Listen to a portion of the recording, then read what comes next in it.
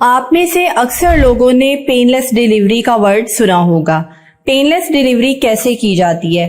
जैसे कमर में इंजेक्शन लगाया जाता है स्पाइनल एनेस्थीसिया के दौरान, इसी तरह से कमर में एपिड्यूरल स्पेस में एक नीडल पास की जाती है और एक कैथेटर पास किया जाता है। बहुत थिन सा कैथेटर होता है। ये नीडल वापस निकाल ली जाती है और इस कैथेटर के जरिए आपको ऐसी मेडिसिन दी जाती हैं जिनसे आपको लेबर पेन्स की फीलिंग ऑलमोस्ट खत्म हो जाती है, यानी 70 to 80% आपको लेबर पेन से रिलीफ मिल जाता है।